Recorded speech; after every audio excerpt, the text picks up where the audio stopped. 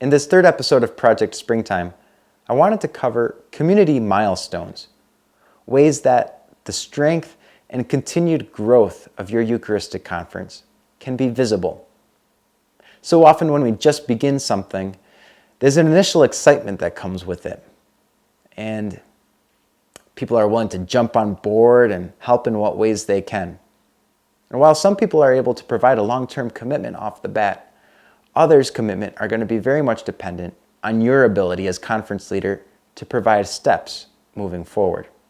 And that can be a daunting task to have that type of vision, but it can be done. And so what I wanted to share with you is apparel. And notice the word I use, apparel, and not merchandise. Merch is something that you sell after a sporting event or after a theater performance. While the apparel that we're providing in our Eucharistic conference is so much more than that. It communicates a spiritual identity. It's something that people belong to and are trying to live out. There are three pieces of information that you're going to need in order to make this apparel happen. The first is a name, a good name, something that's short, memorable, and catchy. And then the second is a logo, something which even from a distance is recognizable. Also, simple is best, but it's an artistic expression of that spiritual identity. And then the third thing you're going to need is a charism, but in a phrase format, so a verbal format, maybe 2 sentences or so, a communication of that spiritual identity. So once you have those, then the next pieces is what you'll be able to provide to your participants. So as an example here, I have a t-shirt of fiat. So fiat is a 4-letter word, and it's all in caps. And then on the back, you'll notice a logo, a lily, but then also the descending dove. This is the Holy Spirit, which overshadows Mary. And then the charism. When Mary said yes to the will of God, Christ became incarnate in her womb. The color is blue, so it's Marian. And then even the color of the lettering, gold, which symbolizes the victory of the presence of Christ. So all of this kind of communicates that one idea from Luke chapter 1, the Annunciation, when Mary says yes to the will of God, fiat, which means let it be done.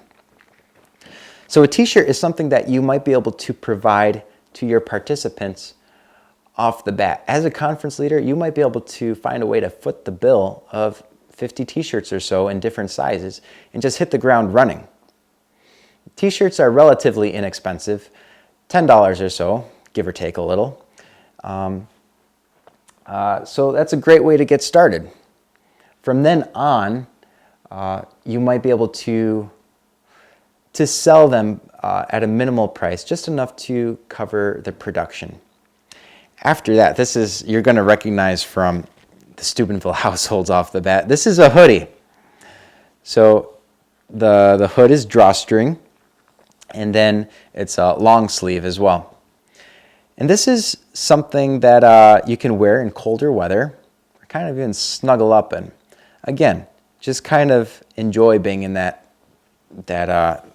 enjoy wearing the charism.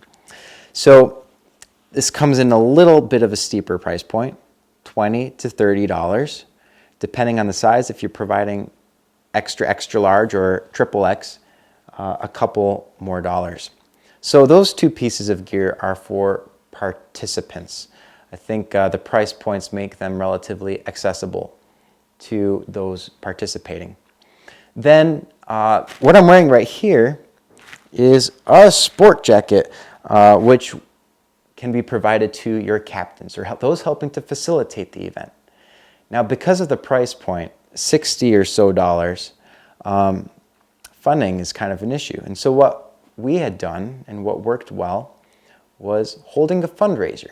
And this fundraiser served 2 purposes. It helped to advertise our event. We just did it once in the year. And it helped to get the word out that we existed in the parish community. And then the second thing, it helped to reward those helping and to reward our captains, for their service. So that can be one way to approach providing this type of apparel, this sport jacket, which is inspired by the Winter Olympics, which took place in 1980 in Lake Placid, where the USA hockey team beat the USSR. And I just remember seeing a couple photographs. They were wearing a very similar piece of gear. This one is sport wicking. But then if you wear a shirt and tie underneath, all of a sudden you look really, really classy, really, really professional, and you can easily fit even in a weekend mass church situation and fit in alongside those in shirt and tie and jackets. So between those three pieces of gear, you might not be able to get to all of them all at once. Maybe start with t-shirts, build up to being able to provide or just sell, again, at production cost, the hoodies, and then the jackets, providing those to your captains. And the lifespan of a t-shirt, depending on the print quality, might be a year or a little less than a year. A hoodie, I would say 2 years comfortably. And then a sport jacket, maybe a little longer. This one just is a little bit more resilient. So again, this was an example. I think one thing that was really, really cool to see was a year after starting Fiat, another conference began. And so to be able to see the development of that, the name they chose was Glorify. And the name came from Mary's Magnificat, where she says, "My soul magnifies the Lord." And that word magnify, they changed to glorify. So it's just an alternate translation. So it's also, charism-wise, very much a Marian theme. And so the color scheme they chose was also blue. Just from an outsider's perspective, to see the role that apparel played was unique. It was one of the very first things that they provided to their participants off the bat. I believe it was about 100 or so t-shirts. So I really do believe in the importance of apparel, whether it's t-shirts or beyond. And so if you can put your thinking caps on as conference leaders yourselves and start to brainstorm those three things: the name, the logo, your charism, and then what that would look like in apparel form.